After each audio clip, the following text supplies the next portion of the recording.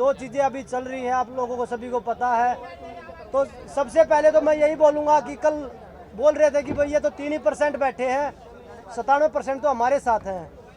तो मैं आप लोगों की जानकारी के लिए बता दूं, हमारे पास आप देख सकते हैं सारे हिंदुस्तान का जो रेसलिंग का जो हब है वो यहाँ बैठा है, जो रेसलिंग की करीम है वो यहाँ बैठी है, वो अपने फ्यूचर के लिए लड़ रही है यहाँ पे आगे। और जो बोल रहे थे कि कोई सामने आ जाए तो मैं फांसी पे लटक जाऊंगा, जो अध्यक्ष जी ने हमारे ने एक बयान दिया था, पहले तो 1-2 लड़कियां थी, अब हमारे साथ 5 से 6 लड़कियां हैं विद प्रूफ है। तो ऐसी चीज नहीं कि हम झूठ बोल रहे हैं या कोई ऐसा ही। अगर सुनवाई नहीं होगी तो हम पुलिस का सहारा भी लेंगे, केस का सहारा भी लेंगे, केस करके हम आगे बढ़ेंगे। और आज हमारे पास 5 से 6 लड़कियां आ गई हैं, विद प्रूफ है हमारे पास में, उनके साथ में जो हुआ है। हमें मजबूर ना किया जाए सबके सामने आने के लिए। हम सब आत्मसम्मान को अपने बचाने के लिए लड़ाई लड़ रहे हैं। हम लड़कियों का आत्मसम्मान सबसे ज्यादा जरूरी है। हिंदुस्तान की बेटियां हैं हम जनता के सामने आके ये बताना नहीं चाहते कि आपकी बहन बेटियों के साथ में क्या क्या हुआ है, मेरे साथ क्या हुआ है, किसी और के साथ में। हम XYZ किसी का नाम आगे नहीं लेके आना चाहते। हमें अगर मजबूर किया गया तो कुश्ती का दुर्भाग्य होगा जिस दिन देश की बेटियां सामने आएंगी और अपना नाम लेके पूरी मीडिया के सामने बताएंगी कि हमारे साथ में हुआ था, विद प्रूफ हम आएंगे। लेकिन हम वहीं फिर से हम देश के प्रधानमंत्री जी से उम्मीद कर रहे हैं कि हमें इतना मजबूर ना किया जाए, इस देश की हिंदुस्तान की बेटियों को, इन खिलाड़ियों को इतना मजबूर ना किया जाए कि हमें ये काला दिन देखना पड़े खिलाड़ियों के लिए। बात उनके इस्तीफे का नहीं हो रही है, इस्तीफा तो हम उनका लेके ही रहेंगे। इस्तीफा में लेना अगर हमें और ज्यादा उकसाया गया तो हम उनको जेल में भी डलवाएंगे। हम चाहते हैं कि उनका इस्तीफा लीजिए और उन पे कार्रवाई की जाए। इस्तीफा नहीं, फेडरेशन को भंग किया जाए। इस्तीफा लेके तो वो अपने लोगों को ही बिठाएंगे। हम इस्तीफा ना चाहते हुए फेडरेशन को भंग करना चाहते हैं। बहुत गलत हुआ है, लड़कियों के साथ गलत हुआ है। और मैं आंखों में आंखें डाल के, आप अध्यक्ष जी को मेरे सामने लेके आइए। अगर वो 2 मिनट मेरे सामने बैठ जाएं तो मैं हिंदुस्तान की हर जनता को चैलेंज करती हूँ कि मेरे सामने 2 मिनट बिठा दीजिए और वो आंखों में आंखें डाल के बोल दीजिए कि हमने कुछ गलत नहीं किया है।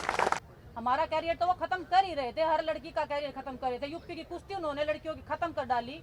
ये शोषण के कारण ये कुश्ती खत्म हुई है, कोई रीजन नहीं है। यूपी की आज महिला की रेसलिंग जो खत्म हो गई है, अब वो पीछे पड़े हैं महाराष्ट्र की लड़कियों के। आज मेरे पास केरला से भी फोन आए हैं, लड़कियां खुश हैं कि मैंने आवाज उठाई है। वो मुझे बधाई दे रही हैं कि दीदी पीछे मत हटना, हम आप सबके साथ खड़े हैं। हम कल FIR भी लॉन्च करवाएंगे, एक नहीं कम से कम 5-6 लड़कियां जो भी हैं वो सब FIR करवाएंगी और हम लीगली कोर्ट के थ्रू जाएंगे। लेकिन वो दिन जब आएगा, इतिहास के काले पन्नों में दर्ज होगा, मैं ये एक दावे के साथ बोल सकती हूँ। और हिंदुस्तान में ये होगा, मैं बड़े शर्म के साथ मैं वो बोलना चाहूँगी कि हिंदुस्तान जैसे देश में अगर हम जैसी लड़कियों के साथ ऐसे होगा तो हिंदुस्तान में मैं सोच रही हूँ कि हिंदुस्तान में कोई भी नॉर्मल महिला किसी भी जगह पे सुरक्षित नहीं है। मैं ये एक विश्वास के साथ कल को बोल पाऊंगी कि इस देश में एक बेटी पैदा नहीं होनी चाहिए। एक बार फिर से मैं अपने PM सर को रिक्वेस्ट करना चाहती हूँ कि आज सब लोग यहाँ जो एक मेडलिस्ट बैठे हैं, पूरी रेसलिंग की क्रीम यहाँ बैठी है, अपनी ट्रेनिंग छोड़ के बैठी है, अपने घर परिवार को छोड़ के बैठी है, तो बस इसी उम्मीद में बैठी है कि आप हमारे साथ न्याय करेंगे, आप हमारे साथ जस्टिस करेंगे। हम इसी बस आश्वासन यही है कि हाँ हम करेंगे, लेकिन कोई संतोषजनक नहीं है, कोई सेटिस्फेक्शन वाला आंसर नहीं है उनकी तरफ से। अगर कैमरे ही लगाए जाते तो ये लड़कियां कब का पहले बोल देती है। और बाकी लोग थे जो वो कैमरे की रिकॉर्डिंग निकाल लाते। शोषण होता है वो बंद कमरे के अंदर होता है। जितना ये डिले होगा अध्यक्ष जी के लिए उतना ही खतरा बढ़ता जाएगा। कल हम बता रहे थे कि 1 या 2 लड़कियां हैं, आज हमारे साथ 5 से 6 लड़कियां हैं, विद प्रूफ खड़ी हैं। कल को क्या पता 10 लड़कियां आएंगी, कल को 20 आएंगी। अध्यक्ष जी CBI की मांग कर रहे हैं, होनी चाहिए, हम भी चाहते हैं जांच होनी चाहिए, लेकिन कम से कम अपना पद तो छोड़ो। वो कौन होते हैं डिसाइड करने वाले, वो कब रिजाइन करेंगे?